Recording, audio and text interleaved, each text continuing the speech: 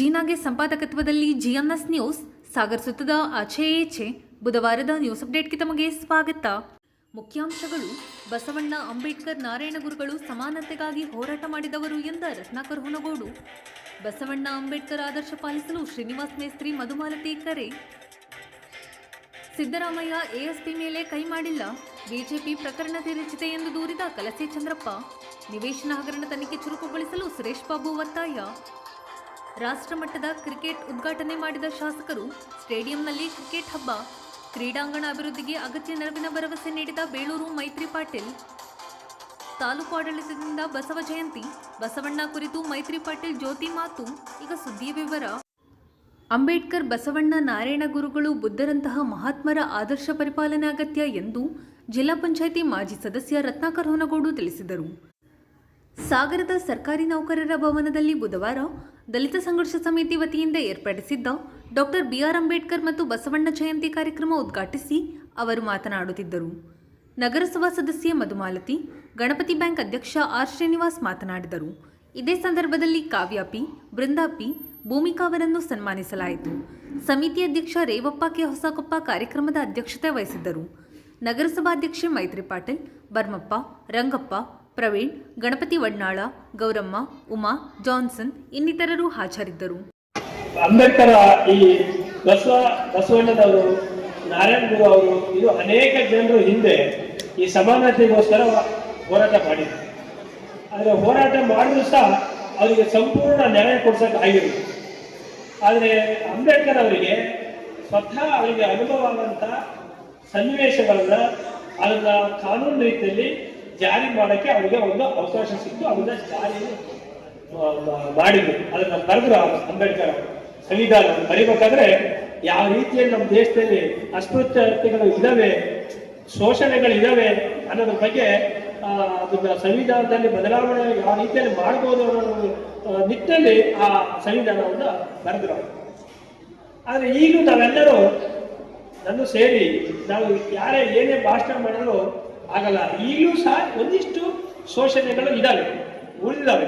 ಸಾಕಷ್ಟು ಪತ್ರಿಕೆಯಲ್ಲಿ, ಮಾಧ್ಯಮಗಳಲ್ಲಿ ನೋಡ್ತಾ ಹೋಗಿದ್ರಲ್ಲ. ಈಗಲೂ ಸಹ ದೇವಸ್ಥಾನಗಳಿಗೆ ಎಸ್ಸಿಗಳು ಹೋದ್ರೆ ಇಲ್ಲ ನೀವು ಹೊರಗಿರಿ ಅನ್ನೋದು. ಈಗಲೂ ಸಹ ಹಣ್ಕಾಯಿ ತಗೊಂಡು ಹೋದ್ರೆ ಹೊರಗೆ ತಗೊಂಡು ಹೋಗಿ ಹಣ್ಕಾಯಿ ತಗೊಂಡು ಮತ್ತೆ ಅದಕ್ಕೆ ಏನು ತೀರ್ಥ ಪ್ರಸಾದ ಹಾಕಿ ಹಣ್ಕಾಯಿ ಮಾಡುವಂತ ಸನ್ನಿವೇಶಗಳನ್ನು ನಾವು ಈಗಲೂ ಸಹ ನೋಡ್ತಾ ಇದ್ದೀವಿ. ಆದ್ರೆ ಇಲ್ಲಿ ನಾವು ಅಂಬೇಡ್ಕರ್ ಅವರ ಈ ಸಂವಿಧಾನ ಮತ್ತೆ ಅವರ ತತ್ವ ಆದರ್ಶಗಳಿಗೆ ಏನಾದ್ರು ನಾವು ನಿಜವಾಗ್ಲೂ ಅದಕ್ಕೆ ಶಕ್ತಿ ಕೊಡಬೇಕು ಅಂದ್ರೆ ಅದ್ರ ವಿರುದ್ಧನೂ ಹೋರಾಟ ಮಾಡಬೇಕು ಅಲ್ಲಲ್ಲೇ. ಯಾಕಂದ್ರೆ ಸಂಪೂರ್ಣ ಈಗ 80% ಹೋಗಿದೆ ಈ ಸಮಾನತೆ ಬರಬೇಕು ಅಂತೆ. ಅದು ಸಹ ಎಲ್ಲ ಒಂದು ಕಡೆ ಒಂದು 20% ಇನ್ನೂ ಸಹ ಇದೆ ಎಲ್ಲ ಹಳ್ಳಿ ಕಡೆ. ನಾವು ಆ ಕಡೆ ಉತ್ತರ ಕರ್ನಾಟಕದ ಕಡೆ ನೋಡ್ತೀವಿ. ಈಗಲೂ ಸಹ ಕಟಿಂಗ್ ಶಾಪಿಗೆ ದಲಿತರು ಹೋಗ್ಬಾರ್ದು ಅಥವಾ ಹಿಂದುಳಿದ ವರ್ಗದವರು ಹೋಗ್ಬಾರ್ದು ಅನ್ನೋದು. ಆದರೆ ಎಲ್ಲ ಒಂದ್ ಕಡೆ ನಾವೆಲ್ಲರೂ ಯಾರು, ನಾನು ಹೇಳೋದು ದಲಿತರು ಇರ್ಬೋದು. ಯಾಕಂದ್ರೆ ದಲಿತ ಸಂಘಟನೆ ಅಂದ್ರೆ ಎಲ್ಲ ಒಂದ್ ಕಡೆ ತಪ್ಪು ಅಭಿಪ್ರಾಯ, SC STಗಳು ಮಾತ್ರ ಅದರಲ್ಲಿ ಇರ್ತಾರೆ ಅಂತ. ದಲಿತ ಸಂಘಟನೆ ಅಂತ ಕಟ್ಟಿದೆ ಹೆಂಗೆ ಅಂದ್ರೆ ತುಳುಕಕ್ಕೆ ಒಳಗಾದರೆ ಯಾರೇ ಇರ್ಬೋದು, ಎಲ್ಲ ಜನಾಂಗದಲ್ಲೂ ಸಹ ಬಡವರಿದ್ದಾರೆ, ಎಲ್ಲ ಜನಾಂಗದಲ್ಲೂ ಎಲ್ಲ ಜಾತಿಯಲ್ಲೂ ಸಹ ಶ್ರೀಮಂತರಿದ್ದಾರೆ. ಹಾಗಾಗಿ ಯಾರು ಬಡವರಿದ್ದಾರೆ, ಯಾರು ಶೋಷಣೆಗಳಿದ್ದಾರೆ ಅವರಿಗೆ ರಕ್ಷಣೆ ಕೊಡೋಕ್ಕೋಸ್ಕರ ದಲಿತ ಸಮಿತಿ ಅಂತ ಮಾಡಿರುತ್ತೆ. ಅಂಬೇಡ್ಕರ್ ಅವರು ಸಹ ಬರ್ದಿರೋದೇನಪ್ಪ ಅಂದ್ರೆ ಅವತ್ತಿನ ಸನ್ನಿವೇಶದಲ್ಲಿ ಒಂದಿಷ್ಟು SC STಗಳು, ಒಂದಿಷ್ಟು ಜನಾಂಗಗಳು ಬಹಳ ಕೆಳ ಹಂತದಲ್ಲಿ ಇದ್ರು. ಅವ್ರನ್ನ ನೋಡ್ತಾ ಇರೋದು ಸಹ ಬಹಳ ಶೋಷಣೆ ಅಂತ ನೋಡ್ತಾ ಇದ್ರು. ಆ ದೃಷ್ಟಿಯಿಂದ ಅವರು ಹೆಚ್ಚಿನ ಪ್ರಾಧಾನ್ಯತೆ ಕೊಟ್ಟರು ಅವರಿಗೆ ಅದಕ್ಕೆ. ಆದರೆ ಈಗ ನಮ್ಮ SC ST ಇರ್ಬೋದು, ಹಿಂದುಳಿದ ವರ್ಗದಲ್ಲಿರ್ಬೋದು, ಅನೇಕ ಜನ ಶಿಕ್ಷಣದಲ್ಲಿರ್ಬೋದು, ಸರ್ಕಾರಿ ಉದ್ಯೋಗದಲ್ಲಿರ್ಬೋದು, ವ್ಯವಹಾರದಲ್ಲಿರ್ಬೋದು, ಕೃಷಿಯಲ್ಲಿರ್ಬೋದು ಸಾಕಷ್ಟು ಜನ ಬೆಳೆದಿದ್ದಾರೆ. ಆದ್ರೆ ನಾವು ನೀವೆಲ್ಲರೂ ಬೆಳೆದಂತದ್ದು ಈ ರೀತಿಯ ಶೋಷಣೆಗಳು ಎಲ್ಲಿ ಆಗ್ತಾ ಇದ್ದಾವೆ ಅಂದ್ರೆ ಅದ್ರ ವಿರುದ್ಧ ನಾವು ಹೋರಾಟ ಮಾಡಿ ಅದಕ್ಕೆ ನ್ಯಾಯ ಕೊಡಿಸ್ಬೇಕು. ಯಾಕಂದ್ರೆ ಇಲ್ಲಿ ನಾವೇನು ಒಂದು ನಮ್ಮ ಕಡಿಮೆ ಇದೆ. ಇದ್ರ ಯಾರು ಅಧ್ಯಕ್ಷರಿದ್ದೀರಿ ಅವರು ಇನ್ನೂ ಒಳ್ಳೆ ಸಂಘಟನೆ ಮಾಡಬೇಕು ಅಂತ ಹೇಳಿ ನಾನು ಈ ಸಂದರ್ಭದಲ್ಲಿ ಹೇಳಕ್ ಇಷ್ಟಪಡ್ತೀನಿ. ಮುಂದೊಂದು ದಿನ ಇದು ಒಳ್ಳೆ ಸಂಘಟನೆ ಆಗಿ ಬೆಳೆದು ಬರಲಿ ಅಂತ ಆಶಿಸ್ತೀವಿ ಕೂಡ. ಹಾಗೆಯೇ ಇವತ್ತು ಬಸವ ಜಯಂತಿಯ ಶುಭಾಶಯಗಳು ಹಾಗೂ 14ನೇ ತಾರೀಕು ಅಂಬೇಡ್ಕರ್ ಜಯಂತಿ ಆಗಿತ್ತು. ಆ ಅಂಬೇಡ್ಕರ್ ಅವರಿಗೂ ಜನ್ಮದಿನದ ಶುಭಾಶಯಗಳನ್ನು ಹೇಳ್ತಾ, ಅಂಬೇಡ್ಕರ್ ಅವರ ಆಸೆ ಏನಾಗಿತ್ತು ಅಂದ್ರೆ ಕಟ್ಟ ಕಡೆಯ ವ್ಯಕ್ತಿಗೂ ಕೂಡ ನ್ಯಾಯ ದೊರಕಬೇಕು ಅನ್ನೋದು. ಹಾಗೂ ಬಸವಣ್ಣನವರು ಕೂಡ ಬಸವಣ್ಣನವರ ವಚನಗಳು ಸಾಮಾನ್ಯ 6,000ದಿಂದ 8,000 ವಚನಗಳು ಬರ್ತಾರೆ ಅನ್ನೋ ಒಂದು ಹೇಳ್ತಾರೆ. ಆದರೆ ಸಿಕ್ಕಿರೋದು ಮಾತ್ರ 1,600 1,800 ವಚನಗಳು ಸಿಕ್ಕಿದೆ ಅಂತ ಹೇಳ್ತಾರೆ. ಆ ಬಸವಣ್ಣನವರ ವಚನಗಳು ಕೇಳಿಕೊಂಡು ಅವರು ಕೊಟ್ಟ ಸಂದೇಶಗಳನ್ನು ನಾವು ತಗೊಂಡೋದ್ರೆ ಸಾಕು. ನಾವು ನಮ್ಮ ಬಸವನ ಜಯಂತಿಯ ಬಗ್ಗೆ ಸಾಕಷ್ಟು ವಿಚಾರಗಳನ್ನು ಹೇಳಿದ್ದಾರೆ. ಇವತ್ತು ನಾವು ಅಂಬೇಡ್ಕರ್ ಅವರು ಈಗಾಗಲೇ ಎಷ್ಟು ಹೇಳಿದ್ರು ಸಾಕಾಗಲ್ಲ. ಪರಮಪ್ಪನವ್ರು ಹೇಳಿದ್ರು, ಯಾಕಂದ್ರೆ ಅವರ ಒಂದು ಮಾರ್ಗದರ್ಶನದಲ್ಲಿ ಇವತ್ತು ನಾವು ಸ್ವತಂತ್ರವಾಗಿ ಓಡಾಡ್ತಾ ಇದೀವಿ ಅಂದ್ರೆ ಅದು ನಮ್ಮ ಡಾಕ್ಟರ್ ಬಾಬಾ ಸಾಹೇಬ್ ಅಂಬೇಡ್ಕರ್ ಅವರು ಕಾರಣ. ಯಾಕಂದ್ರೆ ಈ ದೇಶಕ್ಕೆ ಸ್ವತಂತ್ರ ತಂದು ಕೊಡೋಕೆ ಬೇಕಾದಷ್ಟು ಹೋರಾಟಗಳನ್ನು ಮಾಡಿದ್ದಾರೆ. ಜಾತಿ ಭೇದ ಯಾವುದನ್ನು ಇಲ್ಲದೆ ಅವರು ಇವತ್ತು ಹೇಳಿದ್ರು, ಈಗಾಗಲೇ ಅಧ್ಯಕ್ಷರು ಅವರ ಒಂದು ಲೇಖನ ಬರೆಯುವ ಮೂಲಕ ಒಂದು ಪೆನ್ನಿಗೆ ಅಷ್ಟು ಆದ್ಯತೆಯನ್ನು ಕೊಟ್ಟಿದ್ರು ಅಂತ ಹೇಳಿದ್ರು. ಅದೇ ರೀತಿಯಲ್ಲಿ ನಾವು ಕೂಡ ಇವತ್ತು ನಮ್ಮ ಸಮಾಜ ಈಗಾಗಲೇ ಇವತ್ತು ದಲಿತ ಸಮಿತಿಯ ನಮ್ಮ ರೇವಣ್ಣಪ್ಪನವರು ಏನು ಮಾಡಿದ್ದಾರೆ ಆ ಸಮಿತಿ ನಿಜಕ್ಕೂ ನಾನು ಹೃದಯಪೂರ್ವಕವಾದ ಅಭಿನಂದನೆ ಸಲ್ಲಿಸಕ್ಕೆ ಇಷ್ಟಪಡ್ತಾ ಇದ್ದೀನಿ. ಯಾಕಂದ್ರೆ ಅವರ ಸಮಿತಿ ಯಾವತ್ತು ರಚನೆ ಮಾಡಿದ್ರು ಅವತ್ತಿಂದ ನಾನು ನೋಡ್ತಾ ಇದ್ದೀನಿ.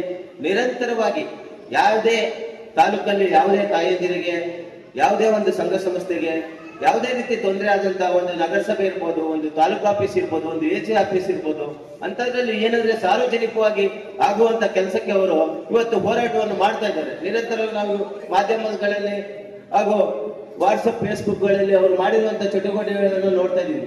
ಎಷ್ಟೋ ಸಮಿತಿಗಳಿದಾವು, ಆದ್ರೆ ಇವತ್ತು ಅವರ ಸಮಿತಿ ಒಂದು ನಿಜಕ್ಕೂ ಅವರಿಗೆ ಎಷ್ಟು ಕೃತಜ್ಞತೆ ಹೇಳಿದ್ರು ಸಾಕಾಗಲ್ಲ. ಪ್ರಾಮಾಣಿಕತೆಯಿಂದ ಇವತ್ತು ಜನರ ಸಾಮಾನ್ಯರಿಗೆ ಏನ್ ಸಿಗ್ಬೇಕಾಗಿದೆ ಆ ಸೌಲಭ್ಯದಲ್ಲಿ ಎಲ್ಲಿ ಅನ್ಯಾಯ ಆದಲ್ಲಿ ಆ ನ್ಯಾಯ ಕೊಡಿಸುವಂತ ಕೆಲಸವನ್ನು ಈ ಸಮಿತಿಯವರು ಮಾಡ್ತಾ ಇದ್ದಾರೆ. ಮುಂದಿನ ದಿನಗಳಲ್ಲಿ ಸಿದ್ದರಾಮಯ್ಯ ಅವರ ಬಗ್ಗೆ ಮಾತನಾಡುವ ನೈತಿಕತೆ ಬಿಜೆಪಿಗಿಲ್ಲ. ಬೆಳಗಾವಿ ಕೇಂದ್ರ ಸರ್ಕಾರದ ವಿರುದ್ಧ ಪ್ರತಿಭಟನಾ ಸಭೆಯಲ್ಲಿ ಮುಖ್ಯಮಂತ್ರಿ ಸಿದ್ದರಾಮಯ್ಯ ಪೊಲೀಸ್ ಅಧಿಕಾರಿ ಮೇಲೆ ಕೈ ಎತ್ತಿಲ್ಲ, ಬದಲಾಗಿ ಪಕ್ಕದಲ್ಲಿದ್ದ ಸೆಕ್ಯೂರಿಟಿಯನ್ನು ಬದಿಗೆ ಸರಿಸುವ ಪ್ರಯತ್ನ ಮಾಡಿದ್ದಾರೆ ಎಂದು ಬ್ಲಾಕ್ ಕಾಂಗ್ರೆಸ್ ಅಧ್ಯಕ್ಷ ಕಲಸೆ ಚಂದ್ರಪ್ಪ ತಿಳಿಸಿದರು. ಬುಧವಾರ ಸುದ್ದಿಗೋಷ್ಠಿಯಲ್ಲಿ ಅವರು ಮಾತನಾಡುತ್ತಿದ್ದರು. ನಗರ ಕಾಂಗ್ರೆಸ್ ಅಧ್ಯಕ್ಷ ಐಎನ್ ಸುರೇಶ್ ಬಾಬು ಮಾತನಾಡಿದರು. ಗೋಷ್ಠಿಯಲ್ಲಿ ಗಣಪತಿ ಮಂಡಗಳಲೆ, ಉಷಾಯನ್, ಸದ್ದಾಂ ದೊಡ್ಮನೆ, ಕನ್ನಪ್ಪ ಮುಳಕೇರಿ, ಕೆ ಹೊಳೆಯಪ್ಪ, ದಿನೇಶ್ ಇನ್ನಿತರರು ಹಾಜರಿದ್ದರು. ಗೋಷ್ಠಿಯಲ್ಲಿ ಮೊನ್ನೆ ಬೆಳಗಾವಿಯಲ್ಲಿ ನಮ್ಮ ಪಕ್ಷದ ವತಿಯಿಂದ ರಾಜ್ಯ ಕಾಂಗ್ರೆಸ್ಸಿನ ನಾಯಕರು, ಮುಖ್ಯಮಂತ್ರಿಗಳಾದಂಥ ಸಿದ್ದರಾಮಯ್ಯನವರು ಮತ್ತು ಡಿ ಕೆ ಶಿವಕುಮಾರ್ ಅವರ ನೇತೃತ್ವದಲ್ಲಿ ಕೇಂದ್ರ ಸರ್ಕಾರದ ಬೆಲೆ ಏರಿಕೆ ವಿರುದ್ಧ ಒಂದು ಸಭೆಯನ್ನು ಆಯೋಜನೆ ಮಾಡ್ತಾರೆ. ಆ ಸಭೆಗೆ ಕೆಲವು ಬಿಜೆಪಿಯ ಗುಂಡಾಗಳು ಸಭೆಗೆ ನುಗ್ಗಿ ಪ್ರತಿಭಟಿಸುವ ಸಂದರ್ಭದಲ್ಲಿ ನಮ್ಮ ಮಾನ್ಯ ಮುಖ್ಯಮಂತ್ರಿಗಳು ಅಲ್ಲಿಯ ಅಧಿಕಾರಿಗಳಿಗೆ ತರಾಟೆ ತಗೊಳ್ತಾರೆ. ಅದನ್ನ ಬಿಜೆಪಿಯವರು ಅಲ್ಲಿಯ ಎಸ್ ಪಿಗೆ ಹೊಡೆಯಕ್ಕೆ ಕೈ ಎತ್ತಿದ್ರು ಅಂತ ಇದನ್ನ ಬೇರೆ ಬೇರೆ ಕಡೆಯಲ್ಲಿ ತಾವು ಪ್ರತಿಭಟನೆ ಮಾಡೋಕೆ ಹೇಳ್ತಾರೆ. ಅದೆಲ್ಲ ಸುಳ್ಳು. ಯಾಕಂದ್ರೆ ಅಲ್ಲಿ ತಾವೆಲ್ಲ ಗಮನಿಸಿದಿರಿ, ಎಸ್ ಪಿ ಕರೆದು ಹೇಳಿದ್ರು ಯಾಕಪ್ಪ ಹೀಗಾಗ್ತಿದೆ ಏನಿದೆ ಅಂತ ಹೇಳಿದಾಗ ಅವರು ಬರ್ತಾರೆ. ಅಲ್ಲಿ ಅವರ ಗನ್ಮ್ಯಾನ್ ಅಡ್ಡ ಬರ್ತಾನೆ, ಸಿದ್ದರಾಮಯ್ಯನವರ ಗನ್ಮ್ಯಾನ್. ಅವನಿಗೆ ಸರ್ಕಳ ಅಂತ ಈ ಕೈ ಸಿದ್ದರಾಮಯ್ಯನವರು ಸರಿಸ್ತಾರೆ. ಅದನ್ನ ಎಸ್ ಪಿ ಕೈ ಮಾಡಿದ್ರು ಅಂತ ಬಿಜೆಪಿಯವರು ಬಿಂಬಿಸಿದ್ದಾರೆ. ಈ ಬಿಜೆಪಿಯವರ ಸಣ್ಣತನ ಎಲ್ಲಿವರೆಗೂ ಆಗಿದೆ ಅಂದ್ರೆ ಇದೇ ನಿದರ್ಶನ. ಹಾಗೆ ಸಿದ್ದರಾಮಯ್ಯನವರು ಈ ರಾಜ್ಯದ ಮುಖ್ಯಮಂತ್ರಿಯಾಗಿ ಆ ಮಟ್ಟದ ಕೆಳ ಹಂತಕ್ಕೆ ಇಳಿಯುವ ನಮ್ಮ ನಾಯಕರಲ್ಲ. ಅವರೊಬ್ಬ ಅಹಿಂದ ನಾಯಕರು. ಎಲ್ಲ ವರ್ಗದವರಿಗೂ ಗೌರವ ಕೊಟ್ಟು ಗೌರವ ತಗೊಳ್ಳೋದು ಅವರಿಗೆ ಯಾರು ಹೇಳ್ಕೊಡ್ಬಾರ್ದ ಅವಶ್ಯಕತೆ ಇಲ್ಲ. ಬಿಜೆಪಿಯಿಂದ ಕಲಿಬೇಕಾಗಿದ್ದ ಅವಶ್ಯಕತೆಯೂ ಅವರಿಗಿಲ್ಲ. ಅದನ್ನು ತಿರುಚಿ ಇವರು ಬೇರೆ ಬೇರೆ ರೀತಿಯಲ್ಲಿ ಹೇಳಿದ್ದಾರೆ. ತಮಗೆ ಅದಕ್ಕೆ ಬಿಜೆಪಿಯವರ ಬಗ್ಗೆ ನಾವು ಎಚ್ಚರಿಕೆ ಮಾತನ್ನು ಆಡ್ಬೇಕಾಗತ್ತೆ. ಮತ್ತೆ ಪುಲ್ವಾಮಾ ಪ್ರವಾಸಿಗರ ಮೇಲೆ ಉಗ್ರ ದಾಳಿ ಬಗ್ಗೆ ಎಲ್ಲ ಮಾಧ್ಯಮದಲ್ಲೂ ಬಂದಿದೆ. ಬೇರೆ ಬೇರೆ ಅವರ ಇಡೀ ದೇಶದ ಎಲ್ಲ ಜನರು ಕೂಡ ಅದಕ್ಕೆ ಕೇಂದ್ರ ಸರ್ಕಾರಕ್ಕೆ ಸಪೋರ್ಟ್ ಮಾಡಿದ್ದಾರೆ. ಯಾರು ಉಗ್ರರಿದ್ದಾರೆ ಹೊಡೆದು ಉಳಿಸ್ರಿ ಅಂತೇಳಿ ಪ್ರತಿಯೊಬ್ಬ ನಾಯಕರು ಕೂಡ ನಮ್ಮ ಪಕ್ಷದಲ್ಲಿರಲಿ ಬೇರೆಯವರಿರಲಿ ಮೇಲ್ಮಟ್ಟದಲ್ಲಿ ಎಲ್ಲರೂ ಕೂಡ ಹೇಳಿದ್ದಾರೆ, ಗಮನಿಸಿದ್ದೀರಿ. ಆದ್ರೆ ಇವರು ವಿಷಯ ತೀರಿಸ್ತಾರೆ. ಸಿದ್ದರಾಮಯ್ಯನವರು ಬೇರೆ ತರ ಹೇಳಿದ್ರು. ಅಲ್ಲಿ ಅವರ ಕುಟುಂಬಸ್ಥರೇ ಹೇಳ್ತಾರೆ, ಯಾರು ಜಾತಿ ಕೇಳಿ ಹೊಡೆದಿಲ್ಲ ಅಂತ ಹೇಳಿದ ಆ ಸಂದರ್ಭಕ್ಕೆ ಆ ಪ್ರಶ್ನೆನೇ ಇಲ್ಲ. ಅನೇಕ ಜನ ಅಲ್ಲಿಯ ಮುಸ್ಲಿಂ ಯುವಕರು ಬೇರೆ ಅವರ ಮಂಜುನಾಥ್ ಮಗನ್ ಹೊತ್ಕೊಂಡು ಬಂದಾರೆ.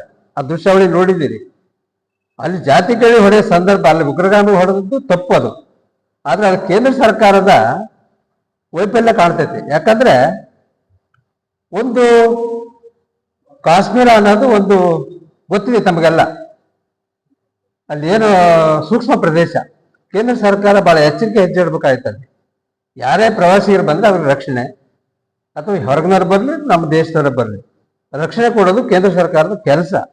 ಅದನ್ನ ಬಿಟ್ಟುಕೊಂಡು ಅಲ್ಲಾದ ನಡೆದ ದಾಳಿ ನಾವು ಖಂಡಿಸ್ತೀವಿ, ನಾವು ಪಕ್ಷದವರಾಗಿ ಖಂಡಿಸುತ್ತೀವಿ ಮತ್ತು ಉಗ್ರರನ್ನು ಹೊಡೆದು ಉಳಿಸ್ತೀವಿ. ಸರ್ಕಾರ ನಮಗೆ, ಕೇಂದ್ರ ಸರ್ಕಾರಕ್ಕೆ ನಮ್ಮ ಬೆಂಬಲ ಇದೆ.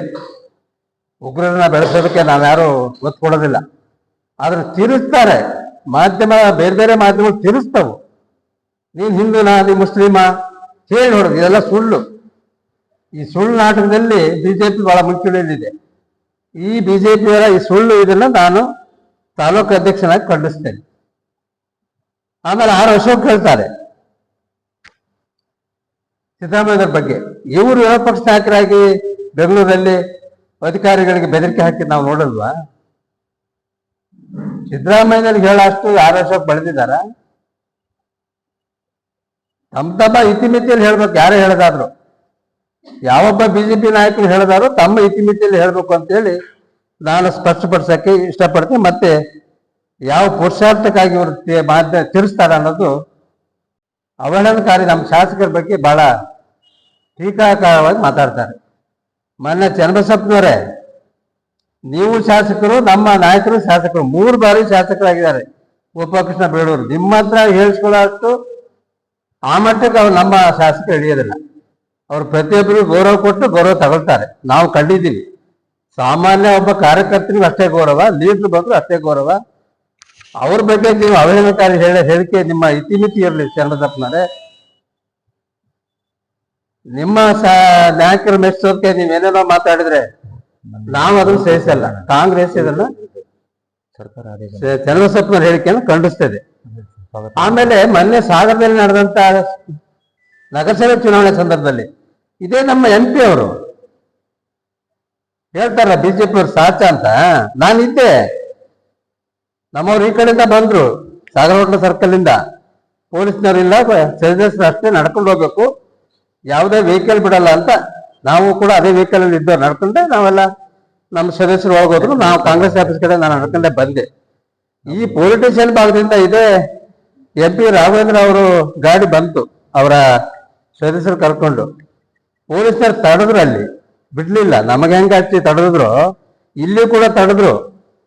ಇದೇ ರಾಘವೇಂದ್ರ ಹಿಡಿದು ಪೊಲೀಸರ ಮೇಲೆ ಧಮಕಿ ಹಾಕಿದ್ದು, ನನ್ನ ಎದುರಿಗೆ ಹಾಕಿದ್ದು.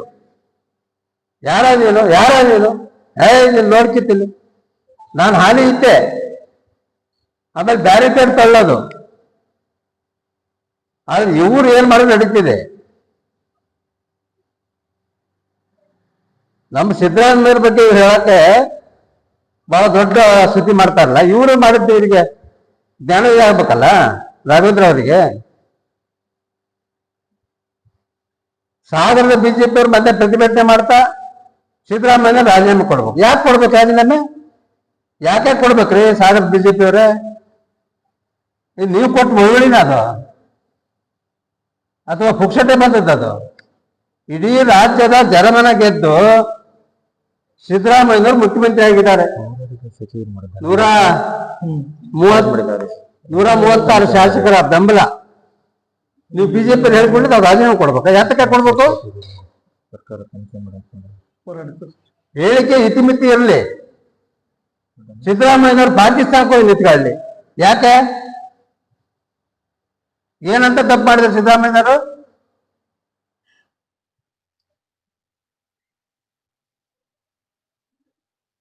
ನೀವು ಕೂಡ ಸಾಗರ ಬಿಜೆಪಿಯವರು ಸಿದ್ದರಾಮಯ್ಯ ಹೇಳೋಷ್ಟು ಬೆಳೆದಿಲ್ಲ. ನೀವು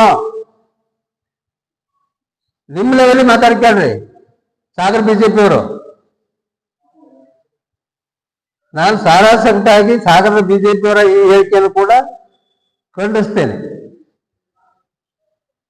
ಬಿಜೆಪಿಯವರು ಬಾಯಿಗೆ ನಮಗೂ ಕೂಡ ಇದೆ ಮಾತಾಡಕ್ ಬರುತ್ತೆ. ಆದ್ರೆ ನಾವು ಮಾತಾಡುವಾಗ ನಾವು ನಾಲಿಗೆಯನ್ನು ಹರಿಬಿಡಬಾರ್ದು. ಶುದ್ಧತೆ ಇರಬೇಕು, ಪ್ರಾಮಾಣಿಕತೆ ಇರಬೇಕು.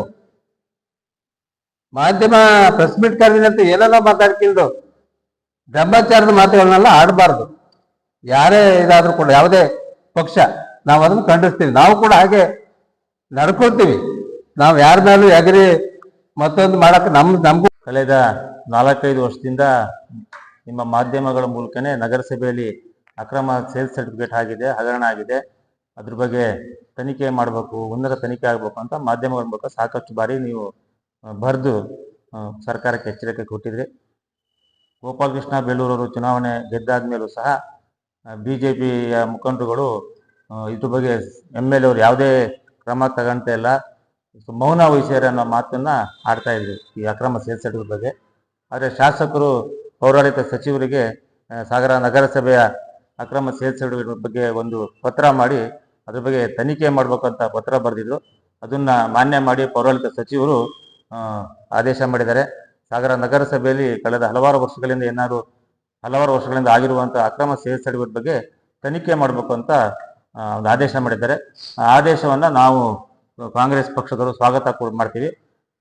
ಆ ಬಗ್ಗೆ ತಕ್ಷಣವೇ AC ಅವರು ಸರ್ಕಾರದಿಂದ ಬಂದಂತ ಆದೇಶನ ಸೂಕ್ತವಾದ ಕ್ರೀಡೆ ಮಾನಸಿಕ ಹಾಗೂ ದೈಹಿಕ ಸಾಮರ್ಥ್ಯ ಹೆಚ್ಚಿಸುತ್ತದೆ.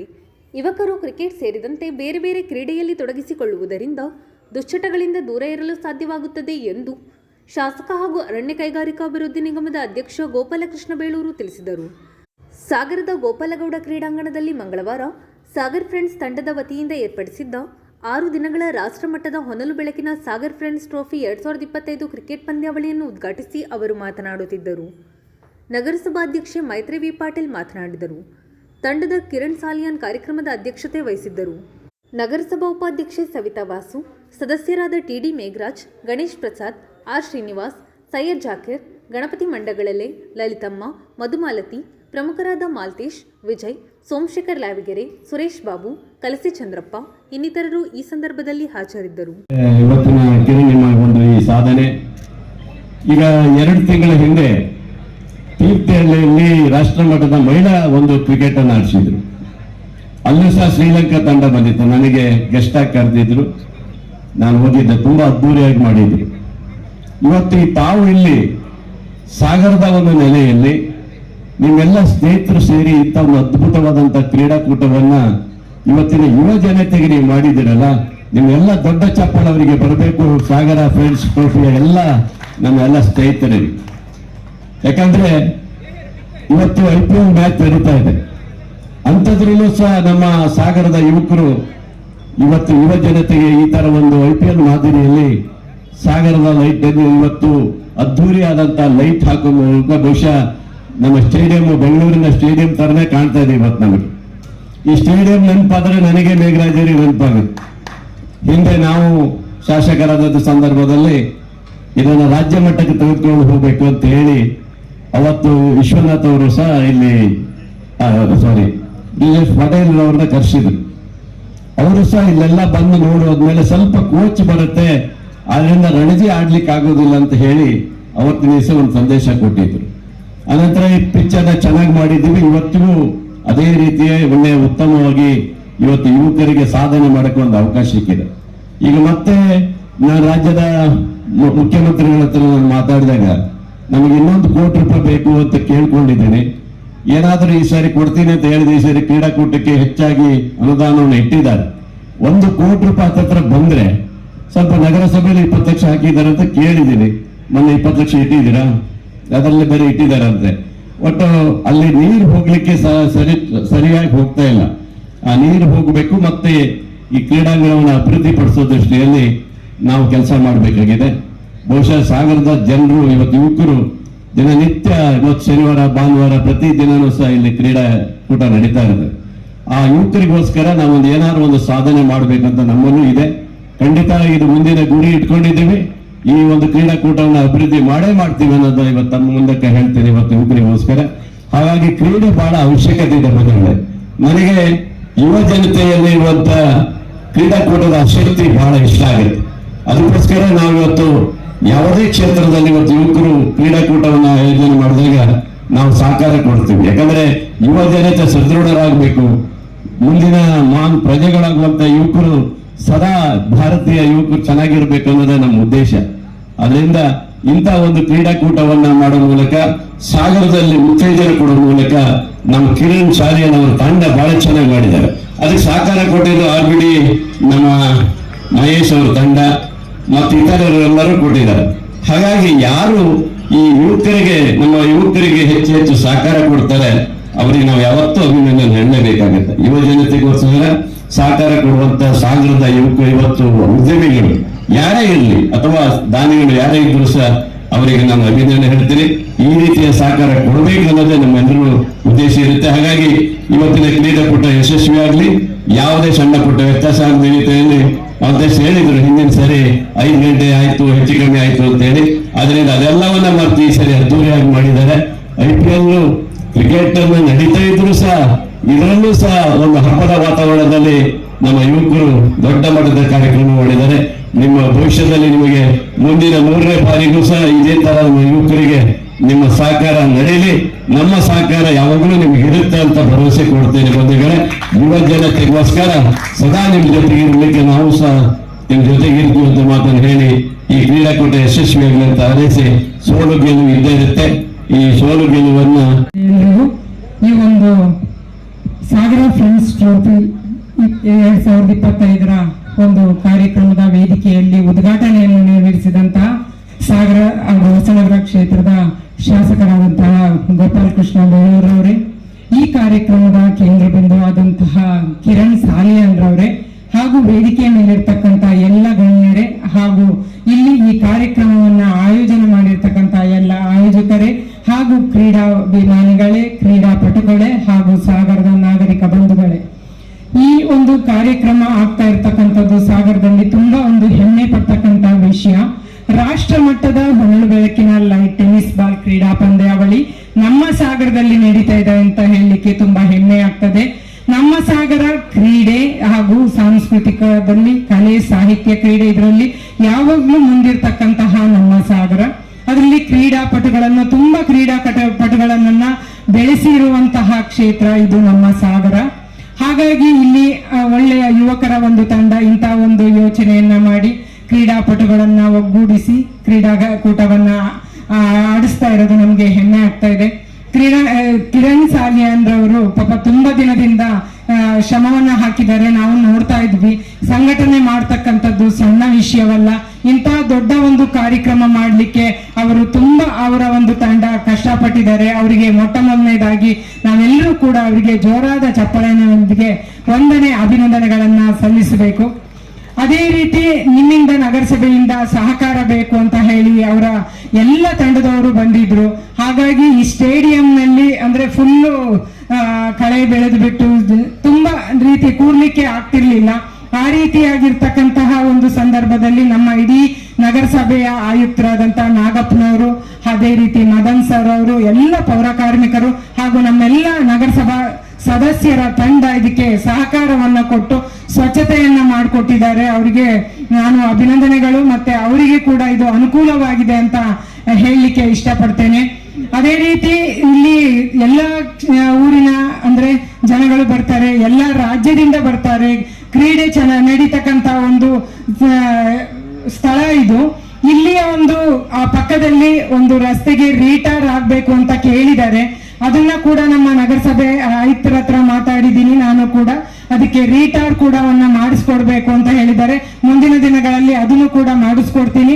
ಇಲ್ಲಿ ಕೂಡ ಸ್ವಚ್ಛತೆಯನ್ನ ಇಲ್ಲಿರ್ತಕ್ಕಂತಹ ತಂಡದವರು ಕೂಡ ಸೇರಿ, ಇಲ್ಲಿ ಒಂದು ಕಮಿಟಿ ಇದೆ, ಅವರೆಲ್ಲ ಸೇರಿ ಇಲ್ಲಿ ಸ್ವಚ್ಛತೆಯನ್ನ ಕಾಪಾಡಬೇಕು, ಮುಂದೆ ಸಾಗರದ ನಗರದಲ್ಲಿ ಸ್ವಚ್ಛವಾಗಿಡಬೇಕು ಅಂತ ಹೇಳಿ ಜನರು ಕೂಡ ಇದಕ್ಕೆ ನಾವು ಸಹಕಾರವನ್ನ ಕೊಡಬೇಕು. ಒಂದು ಕ್ರೀಡಾಂಗಣದ ಹತ್ರ ಕಸವನ್ನ ತಂದು ಸುರಿದು ಹೋಗ್ತಾರೆ, ಅದೆಲ್ಲ ಆಗಬಾರ್ದು. ನಮ್ಮ ಕ್ರೀಡಾಂಗಣ ಚೆನ್ನಾಗಿರ್ಬೇಕು, ನಮ್ಮ ಕ್ರೀಡಾಪಟುಗಳು ಇಲ್ಲಿ ಆಟವನ್ನ ಆಡ್ತಾರೆ ಅಂತ ಹೇಳ್ಬಿಟ್ಟು ನಾವು ಕೂಡ ಸಾರ್ವಜನಿಕರು ಅದರಲ್ಲಿ ಕೈ ಜೋಡಿಸ್ಬೇಕು. ಇದರ ಸುತ್ತಮುತ್ತ ಸಮಾನತೆಯನ್ನು ಸಾರಿದ ಮಹಾನ್ ದಾರ್ಶನಿಕ ಕ್ರಾಂತಿಯೋಗಿ ಬಸವಣ್ಣ.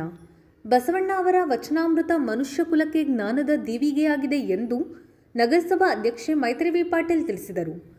ಸಾಗರದ ತಹಶೀಲ್ದಾರ್ ಕಚೇರಿ ಸಭಾಂಗಣದಲ್ಲಿ ಬುಧವಾರ ತಾಲೂಕು ಆಡಳಿತದ ವತಿಯಿಂದ ಏರ್ಪಡಿಸಿದ್ದ ಬಸವರ ಜಯಂತಿ ಕಾರ್ಯಕ್ರಮ ಉದ್ಘಾಟಿಸಿ ಅವರು ಮಾತನಾಡುತ್ತಿದ್ದರು. ಬಸವಣ್ಣ ಕುರಿತು ಉಪನ್ಯಾಸಕಿ ಜ್ಯೋತಿ ಆನಂದ್ ಉಪನ್ಯಾಸ ನೀಡಿದರು. ತಹಶೀಲ್ದಾರ್ ಚಂದ್ರಶೇಖರ್ ನಾಯ್ಕ್ ಕಾರ್ಯಕ್ರಮದ ಅಧ್ಯಕ್ಷತೆ ವಹಿಸಿದ್ದರು.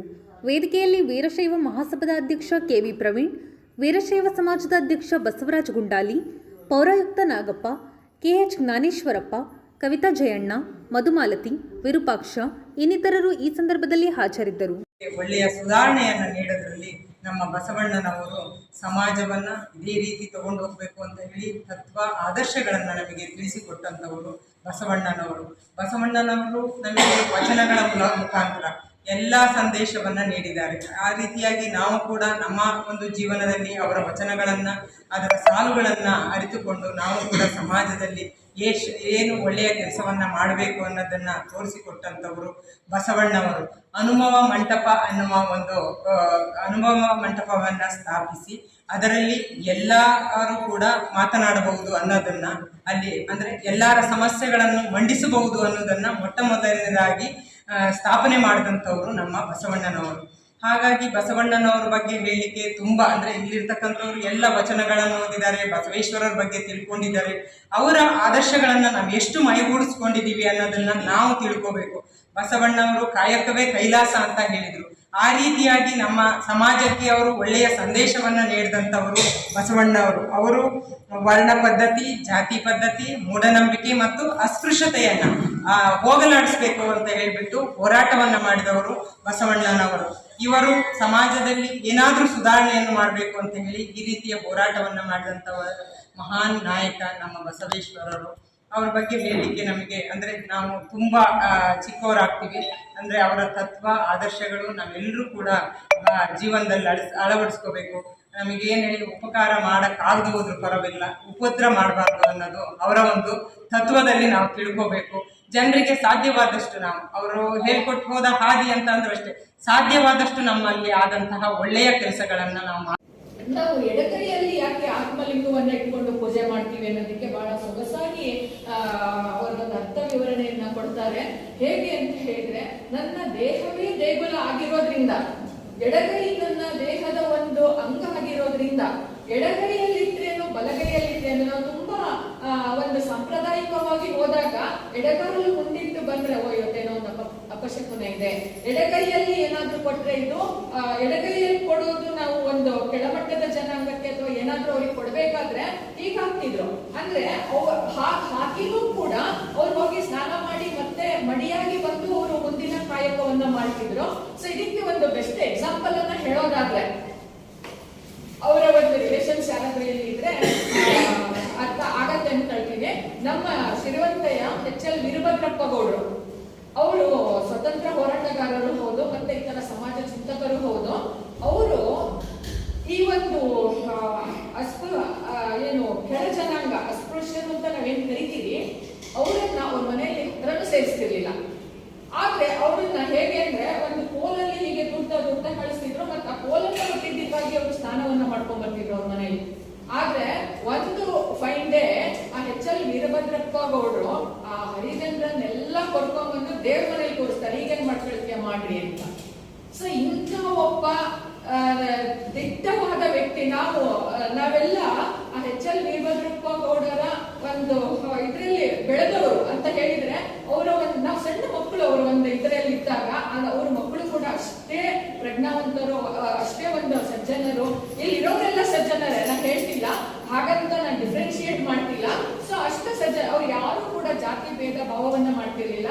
ಆಮೇಲೆ ಅವರಿಗೆಲ್ಲ ಮನವರಿಕೆ ಆಯ್ತು, ನಾವು ಹೀಗೆ ಮಾಡಬಾರ್ದು, ಅವರು ನಮ್ಮ ಹಾಗೆ ಮನುಷ್ಯರು, ಅವರು. ಇದು ಬುಧವಾರದ ಸಮಗ್ರ ಸುದ್ದಿ. ನಿರಂತರ ಸುದ್ದಿಗಾಗಿ ನೋಡ್ತಾ ಇರಿ GNS ನ್ಯೂಸ್. ನಮಸ್ಕಾರ.